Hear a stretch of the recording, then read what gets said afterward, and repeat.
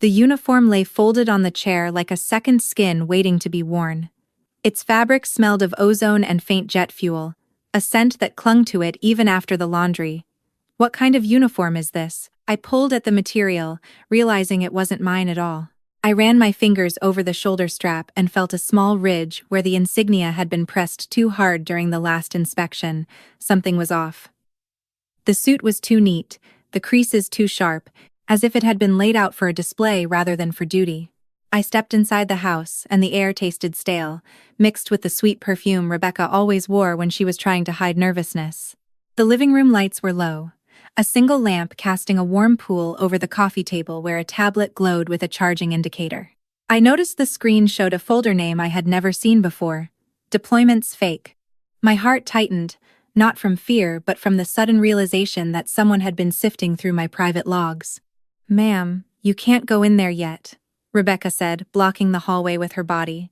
Her voice was bright, the kind she used when she wanted to sound casual, but her eyes flicked to the tablet every few seconds. "Brian's doing a live stream for the fans. He's got the vibe going just right. Don't tank the engagement." I tried to move past her, but she shifted her weight, pressing her forearm against the doorframe. "I just want to check on the house," I said, keeping my tone even. My boots made a soft thud on the hardwood as I shifted my weight from one foot to the other. "Hey, Major," Rebecca said, slipping a smile that didn't reach her eyes. "You know how important this is for Brian's brand. A few minutes won't hurt. Besides, you look tired. Maybe sit down, let him finish." I glanced at the tablet again. The folder name pulsed faintly as if urging me to look closer. A prickle at the base of my skull warned me that something was being hidden behind the cheerful chatter coming from the living room. "Brian's in there?" I asked, trying to keep my voice level. "Yeah, he's talking about deployment stories," Rebecca replied, her hand gesturing vaguely toward the open doorway. "He's using your flight suit as a prop. Says it adds authenticity." I felt a flush rise in my neck, not from embarrassment but from the sting of seeing my uniform treated like a costume. I swallowed the urge to snap and instead let my eyes scan the room. The flight suit hung on a coat rack near the window, the sleeves slightly askew, the chest panel smudged with what looked like foundation. "Can I at least say hello?" I asked, my voice softer now. Rebecca hesitated, then stepped aside just enough for me to slip past. I moved quickly, my boots barely making a sound on the polished floor. The living room was dim, lit only by the ring light surrounding Brian's phone as he faced the camera. He wore my flight jacket over a civilian shirt, the patches reversed, the name tag flipped inward. "Hey babe," he said, turning his head toward me with a grin that didn't quite reach his eyes. "You're just in time for the Q&A." I was telling them about the loneliness of being away from home. His voice was smooth, the kind he used when he wanted to sound reassuring, but I noticed the way his fingers tapped the arm rested on the armrest of the chair, tight, almost nervous. Behind him, a soft glow from the tablet illuminated the screen, showing a spreadsheet with numbers that made no sense to me. "I'm sorry I interrupted," I said, forcing a smile. "I just needed to grab something from the bedroom."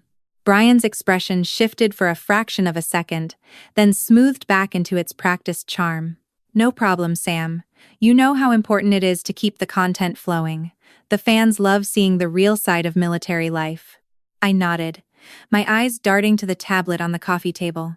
The folder Deployments Fake was open, revealing a list of dates, locations, and brief notes that matched conversations I had only ever had with Brian in confidence. My breath caught. I felt the weight of the situation settle on my shoulders like a heavy pack. "Brian, can I talk to you for a moment?" I asked, trying to keep my voice steady. He lowered the phone slightly, the ring light casting a softer glow over his face. "Sure, what's up?" I stepped closer, my boots silent on the rug.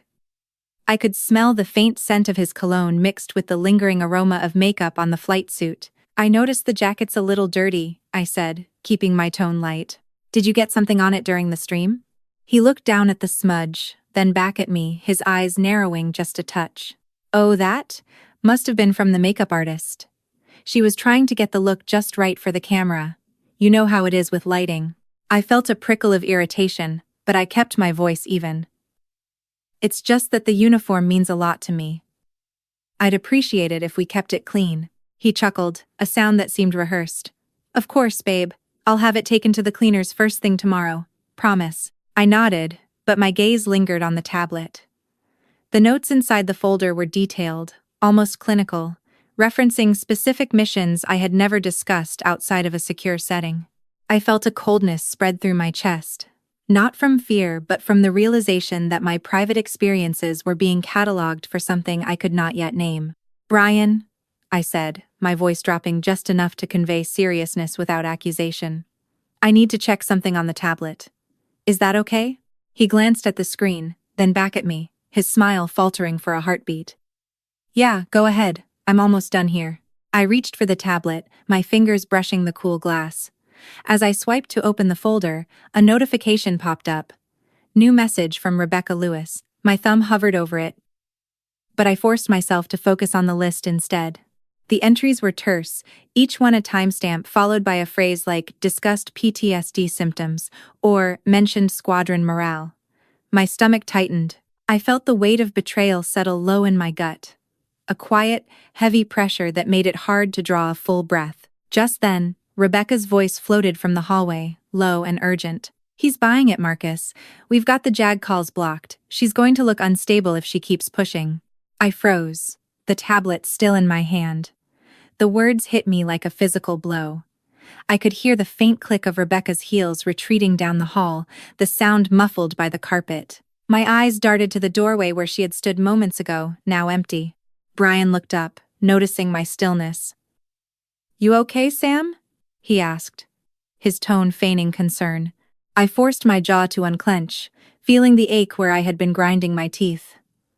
"I'm fine," I said, my voice steady despite the roaring in my ears. "Just thinking about the stream." He smiled again, the same easy grin he used for the camera. "Great, let's get back to it then. The fans are waiting." I lowered the tablet slowly, the screen still glowing with the incriminating folder. I could feel the weight of the device in my palm, a cold reminder that someone had been watching, recording, twisting my life into content for strangers. I slipped the tablet into the pocket of my flight jacket, the fabric brushing against my side as I moved. "Actually," I said, my voice low, "I need to check on the bedroom. I'll be right back." Brian nodded, his attention already returning to his phone. I turned and walked down the hallway, my steps deliberate, each boot hitting the floor with a soft thud that seemed louder than usual in the quiet house. I could hear the faint murmur of his voice fading behind me, the ring light's hum a constant backdrop. When I reached the bedroom, I leaned against the door and closed my eyes for a moment, listening. Beyond the door, Brian's voice rose and fell in a practiced rhythm, his words designed to entertain, to persuade, to sell. I pressed my ear to the wood and caught a fragment of Rebecca's conversation with someone named Marcus, her tone urgent, her words clipped. "She's getting too close. We need to keep her off balance." I opened my eyes and stared at the plain walls, the air feeling suddenly thin. I reached into my jacket pocket and felt the tablet's edges, solid and real. I knew I had to act, but I also knew that any misstep could play into the narrative they were already constructing. I took a slow breath, let the scent of old linen and faint lavender from the sachet in my drawer ground me, and decided my next move would have to be precise, quiet, and undeniable. I slipped out of the bedroom, closed the door softly, and walked back toward the living room. The tablet burned a hole in my pocket, its secrets waiting to be exposed. The hallway lights flickered as I stepped onto the base housing corridor, the smell of polished wood and faint coffee drifting from the kitchen. My boot struck the linoleum with a steady rhythm that steadied my breath after the discovery in the bedroom. I had just seen the folder labeled deployments, fake glowing on the tablet screen, each file name an echo of conversations I had shared only with Brian in confidence.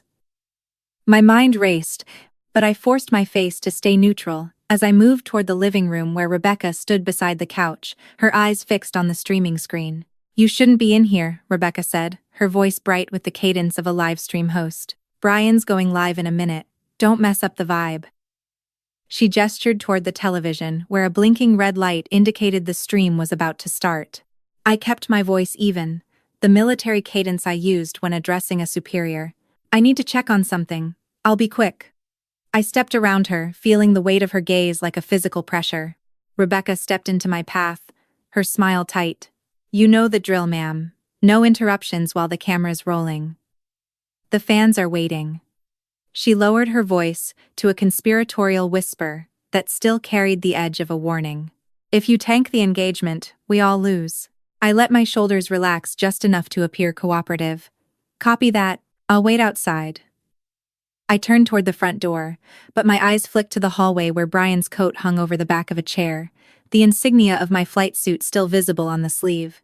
The front door clicked shut behind me, and I leaned against the wall, listening to the muffled hum of the stream beginning. Brian's voice floated out, smooth and practiced, as he greeted his audience with a grin that never reached his eyes. Hey family, thanks for hanging out. Today we're talking about balance, how to keep your spirit high when life throws you curveballs. He glanced toward the camera, then glanced at the flight jacket draped over the chair, pulling it slightly to reveal the insignia. This jacket? It's been with me through every deployment, every late-night study session. It reminds me of the sacrifices we make for those we love. His words felt like a knife wrapped in silk. He was using my uniform as a prop, turning my service into a backdrop for his narrative. I felt the familiar tightening in my chest, the same sensation I had felt when I first saw the folder, but I pushed it down, focusing on the task at hand. I slipped back inside, moving silently toward the study where the tablet still charged on the desk. Rebecca's silhouette appeared in the doorway, her arms crossed. "You really think you can sneak past me?" she asked, her tone teasing but her eyes sharp. I forced a smile. I just need to check the Wi-Fi signal, the router's at." The screen was still lit, the folder open. I glanced at the file names. Flight log 3/2022, medical notes redacted, contract skincare, 25K. My heart hammered, but I kept my motions steady. Rebecca leaned closer, her breath warm against my ear. "You know, Brian's been talking about how you've been distant lately. He's worried." She paused, letting the words hang. "Maybe you should talk to him. Talk to the fans. They love seeing the real you." I felt the sting of her words, the way she twisted concern into a veiled threat. I nodded, keeping my voice low. "I'll think about it." I slipped the tablet into the pocket of my jacket, feeling the weight of the evidence against my thigh. Just then, Brian's voice rose from the living room, louder now, his tone shifting to something more dramatic.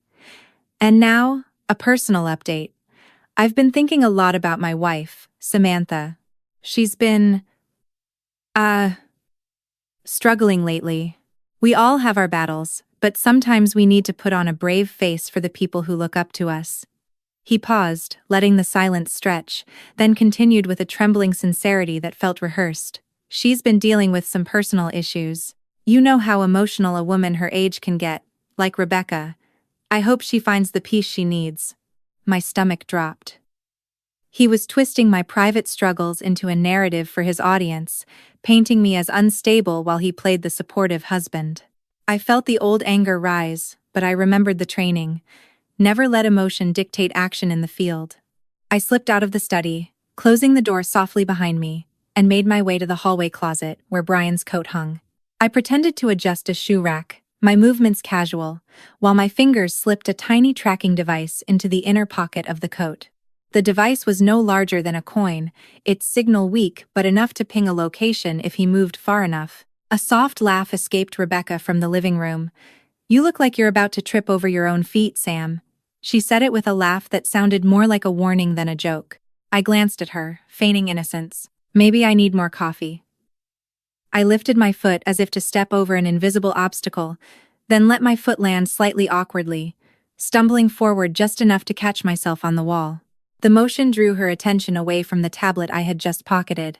She rushed to steady me, her hands firm on my arms. "Whoa, careful there. You've been on edge all day." She steadied me, her concern genuine in that moment, but I could see the calculation behind her eyes. She was noting my reaction, measuring how much I could be pushed before I broke. I straightened, forcing a smile. "Thanks. Just a little dizzy." I stepped back, my eyes flicking to the coat where the device now rested, hidden beneath the fabric. The stream continued, Brian's voice growing more emotive as he described our supposed struggles. "I've seen her cry late at night, wondering if she's enough for the uniform, for the family. It hurts to see her doubt herself. She's pushing 37, not getting any younger, and the brass is always looking for an excuse. He glanced at the camera, his expression softening. But we're stronger together. We'll get through this. I felt the sting of his words, but I also felt a spark of resolve. If he wanted to paint me as unstable, I would give them something real to see. Later, after the stream ended and the lights dimmed, I found Rebecca in the kitchen, her phone pressed to her ear, her voice low but urgent. I hovered near the doorway, pretending to look out the doorway, listening. "Yeah, I've got the line blocked," she said, her tone urgent but controlled. "Jag can't get through. If they try, they'll get a busy signal or nothing at all. That'll make her look unstable, like she's losing control." She paused, listening to the voice on the other end. "Yeah, the manager says it's perfect. The more they think she's cracking, the more they'll doubt her story. Keep the pressure on her flight status. We need that suspension to go through." My blood turned cold. She was actively sabotaging any chance I had to defend myself, manipulating the system to make me appear unfit for duty. The realization struck like a cold wind. She wasn't just a nanny, she was an active participant in the scheme. I stepped back, my heart pounding, but I kept my face neutral. I needed to act, and I needed proof that could not be dismissed as hearsay. I retreated to the bedroom, laying the tablet on the desk and opening the folder again. I scrolled through the files, each one a piece of the puzzle. The Flight Log 3/2022 contained timestamps that matched the exact times I had been on duty, yet the entries showed me in locations I had never been. The medical notes redacted file contained notes about PTSD symptoms that I had never discussed with a medical professional, clearly fabricated. The contract skincare $25K outlined a quarterly payment of $25,000 to Brian's lifestyle brand, a deal he had never disclosed to me. I felt the weight of each document, each piece a brick in the wall of deceit they had built around me. I knew I had to get this information to someone who could act, an individual inside the military justice system who could see past the facade. I opened a secure chat on my personal device, the one I kept hidden in my boot, and typed a brief message to Captain Lauren Nguyen, the JAG officer who had been overseeing the preliminary inquiry into Brian's misuse of the uniform. I kept the words short, military precise. "Captain, I have evidence of fraudulent use of my uniform and falsified medical records. Need secure drop. Coordinates. Grid Delta 7. I hit send, hoping the encryption would hold long enough for her to see it. Just then, the bedroom door creaked open. Rebecca stood there, her expression unreadable. "You shouldn't be in here," she said, her voice softer now, but there was an edge of steel beneath it. "Brian's not happy about you snooping." I met her gaze, my voice steady despite the adrenaline coursing through me. "I'm not snooping, I'm checking on something that belongs to me." I lifted the tablet slightly, letting the screen catch the light. "If you have nothing to hide, you won't mind me looking." She glanced at the screen, then at me, and for a heartbeat I thought she might back down. Instead, she let out a low laugh that lacked humor. "You always were good at playing the victim, Sam. But victims don't win wars." She stepped closer, her presence filling the doorway. "You should think about what you're risking. Your career, your reputation, your flight status." I felt the familiar surge of anger, but I let it fuel my focus rather than cloud my judgment. "I'm not backing down." I kept my tone level, the way I would address a subordinate who had stepped out of line. "If you think you can bury this, you're wrong." She straightened, her smile thin. "We'll see." She turned and left, closing the door with a soft click that felt final. I stayed in the room, the weight of the tablet in my hands, the evidence glowing faintly in the dim light. My mind raced through the possibilities: how to get this to Captain Nguyen without alerting Brian or Rebecca, how to protect myself from the impending backlash. A soft chime from my personal device pulled my attention back. A message flashed across the screen. "Received. Meet at the East Gate. 0800 hours. Bring the evidence, Captain Nguyen." My pulse quickened. The deadline was set for early morning, before the base fully woke. I had a window, narrow but real, to turn the tide. I slipped the tablet back into my jacket pocket, zipped it up, and moved toward the door. As I reached for the handle, I heard Rebecca's voice from the hallway, low and urgent, speaking into her phone again. "Yeah, they bought the story about her being unstable. Jag's calls are going straight to voicemail. If they try to reach her through official channels, they'll get nothing.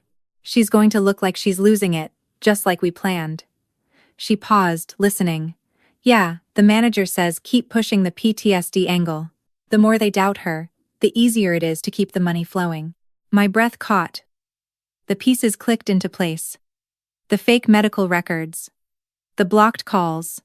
The staged live stream. They were not just trying to ruin my reputation, they were engineering a scenario where I would be deemed unfit to fly, stripping me of my rank and my livelihood, all while lining their pockets. I slipped out of the room, closing the door softly behind me, and leaned against the wall, listening to the fading murmur of her conversation. The anger that had flared moments ago settled into a cold, determined resolve. I would not let them rewrite my story. I headed toward the stairwell, each step deliberate, my mind already mapping the route to the East Gate, the place where I would meet Captain Lunan Wynn with the proof that could dismantle their scheme. As I reached the stairwell door, I paused, listening once more to the hallway. The faint sound of Rebecca's voice drifted away, replaced by the quiet hum of the bass at night. I took a deep breath, feeling the weight of the evidence against my thigh, and pushed the door open. The night air was cool, carrying the scent of distant pine and the faint hint of jet fuel from the runway beyond the perimeter. I walked toward the edge of the housing area, my boots barely making a sound on the pavement. My heart hammered in my chest, not from fear but from the clarity of purpose that had settled over me. I glanced back once, seeing the soft glow of the living room window where Brian's silhouette still lingered in front of the camera, his smile still fixed for the audience that believed his act. I turned away, focusing on what lay ahead. Just as I reached the gate's outer perimeter, a crackle of static came from my pocket. The device I had slipped into Brian's coat was pinging, a faint signal indicating movement. A faint smile touched my lips. He was on the move, unaware that his own coat was now a beacon. I pressed my back against the cold metal of the gate, watching the darkness beyond the fence. The minutes stretched, each second feeling like an hour as I waited for the appointed time. Then, a soft whistle cut through the night, a signal from the patrol route.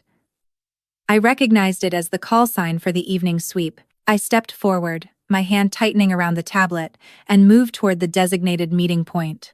As I approached the shadowed area near the old hangar, a figure emerged from the darkness, tall, upright, the unmistakable bearing of an officer. Captain Wynn stepped into the weak glow of the security light, her eyes sharp, her uniform immaculate. "Major Brooks," she said, her voice low and authoritative. "You said you had evidence." I nodded, pulling the tablet from my jacket and holding it out. "Here, flight logs, medical notes, the contract, all fabricated to discredit me and keep the money flowing." She took the device, her fingers brushing the screen as she unlocked it. Her eyebrows rose as she scanned the files, her expression shifting from curiosity to sharp focus. "This is damning," she murmured, more to herself than to me. "If this is authentic, it shows a pattern of fraud and misuse of government property." I felt a flicker of relief, but I kept my gaze steady. "There's more. They've been blocking JAG calls, trying to make me look unstable. Rebecca Lewis, Brian's cousin and his nanny, has been coordinating with his manager to keep the narrative going." Captain Nolan's eyes narrowed. "We'll need to bring her in for questioning. And we'll need to secure the flight jacket as evidence. Any chance you placed a tracker on it?" I gave a small nod. "I placed a discreet transmitter in the inner pocket of his flight coat. It should be transmitting now." She glanced at her wrist where a small receiver blinked faintly. "Got it. We'll move on that." Just then, a soft crackle came from the receiver, a series of beeps indicating a signal moving away from the hangar, heading toward the main road. Captain Wynn's expression hardened. "Looks like he's heading out," she said, voice tight. "We need to intercept before he gets too far." She turned to me, her gaze steady. "Stay here. Keep the line open. I'll take a team and stop him." I nodded, feeling the weight of the moment settle onto my shoulders. "Copy that." She turned and moved swiftly toward the gate, her boots striking the pavement with purpose. I remained in the shadows, listening to the fading echo of her steps, the night air thick with anticipation. A few moments later, the sharp report of a radio crackled through the silence. "Suspect vehicle spotted, heading east on Highway 29, requesting backup." My heart leaped. The plan was unfolding, the net tightening. I pressed the transmitter button on my wrist, sending a quick ping to confirm the device was still active, a silent promise that the truth was on its way to the surface. I stood there, watching the road where the headlights of an approaching vehicle cut through the darkness, the promise of confrontation looming ahead. The night held its breath, and I felt the first true tremor of hope since the day I had walked into that house and found the folder lying open on the desk. The engine grew louder, the lights brighter, and I knew that the moment of reckoning was drawing near. I tightened my grip on the tablet, ready to do whatever was needed to see this through. The night was far from over, but for the first time in weeks, I felt the tide turning. Stripped of my wings, I stood in the bare office they'd given me, the temporary suspension order still warm in my hand. 3 days had passed since Captain Wynne took the tablet, and the silence from Jag had felt like a slow closing door. A knock came at the frame, and Lauren Wynne stepped in, her posture straight as ever. "Major Brooks." "Status report before we proceed," she said. "I'm grounded, Captain. No flight status, no access to the squadron." "They aired the clip yesterday," I said. The recording had shown me screaming at an empty room, voice distorted, face twisted by software I'd never seen before. Brian's editor had done fine work. "That footage is fabricated. We've confirmed the metadata," Laura said. "The question is whether we can move before they lock your career shut. I'm not waiting on a board." "Give me the PAO studio," I said. She studied me a long moment. "You understand that going public bypasses the chain. If you're wrong, you burn yourself.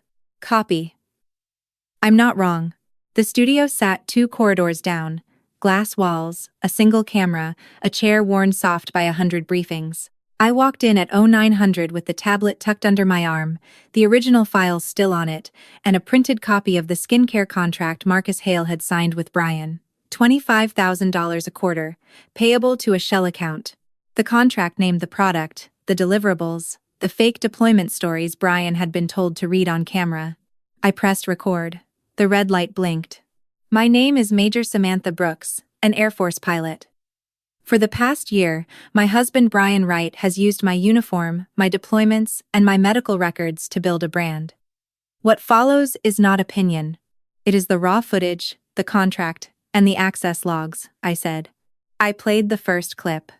Brian in my flight suit, reading from a script labeled "Deployments Fake." I played the second, the contract scanned page by page. I read the HIPAA violation line aloud, the part where Rebecca had typed my psychiatric notes into a shared folder marked for the manager. The door burst open halfway through. Brian filled the frame, face red, breath short. "You are done. Done. Do you hear me? Turn it off," he said. "I'm within regulation, sir." "This is a public affairs broadcast," I said. "She's lying to you people. All of you. My wife is unstable. She has been for months, the records show it," Brian said. "The records show your cousin typed them, Brian. Not a clinician," I said. Rebecca appeared behind him, phone raised, recording me instead. "Don't engage, Cousin Brian. You're nearly 40 years old. Don't give her the moment. We can spin this. Mr. Hale said we cut losses if numbers dip. But this is salvageable," she said. "Marcus already cut you. The contract copy I hold is terminated as of yesterday. His signature is at the bottom," I said. Brian's hand went for the camera. 2 military police stepped from the hallway, hands on his shoulders before he reached the tripod. "Mr. Wright, you are detained for unlawful entry and interference with a military broadcast." "Step back," one said. "I built this. I built her. She was nothing without the content," Brian said. Captain Wynne moved to the glass, nodding once at me.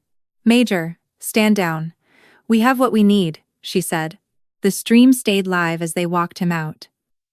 Comments scrolled, brands posted withdrawals, and the last image before they cut the feed was Brian's face against the patrol car window, mouth still moving. Later, Laura handed me a folded sheet. "Jag will file Monday. Wright, Lewis, Hale. You're cleared to fly pending review." I took the paper, remained silent, and watched as the studio's lights dimmed to darkness. I took the paper, said nothing, and watched as the studio lights dimmed. The hallway smelled of oil and stale coffee, the same scent that had greeted me every morning for years. I paused at the door to the squadron locker room, ran my fingers over the worn metal of my locker, and pulled out the flight suit I had not worn since the hearing. The fabric felt stiff at first, then softened as I moved, reminding me of the weight I had carried and the weight I could now set down. I walked to the flight line, where the dawn painted the runway in pale gold. I offered to run the pre-light inspection with him, pointing out the hydraulic seal that had leaked on my last sortie, the way I had learned to spot it after the incident. He nodded, copied my motions, and when the engine finally coughed to life, I felt the familiar vibration through the soles of my boots, a rhythm that was mine again. After the flight, I returned the suit to the locker, closed the door, and left the key on the bench for the next pilot who might need it. Later, I sat in the empty briefing room, the table scattered with the printed contract and the tablet that had held the truth. I folded the paper once, twice, then slipped it into my flight bag, not to hide it but to carry it forward. The studio light stayed dark behind me, but the runway lights blinked on, steady and waiting. If you have ever felt your story rewritten by someone else's voice, you know the quiet courage of taking the mic back. If you have ever felt the weight of a verdict that seemed to erase your competence, you know how the act of putting on a familiar uniform can become a quiet rebellion against that erasure. By slipping into the flight suit you had set aside, you reconnected with the tactile reminders of skill, the hydraulic seal you learned to watch, the vibration of the engine through your boots, and you turned those sensations into a lesson for someone else. Guiding the junior officer through the pre-flight check, you showed him not just where a leak might hide, but how experience lives in the small, repeated actions that keep a machine safe. When you returned the suit to the locker and left the key for the next pilot, you modeled the idea that mastery is not a personal trophy but a shared resource, and that carrying forward the truth of what happened does not mean bearing it as a burden. It means folding it into your flight bag so it can inform every future sortie. The lesson is concrete. Reclaiming your narrative begins with the deliberate act of engaging with the tools of your trade, teaching others what you have learned, and then letting the equipment and the responsibility pass on. Have you ever taken back control of your own story after someone else tried to tell it for you? And what did you do first to signal that reclamation?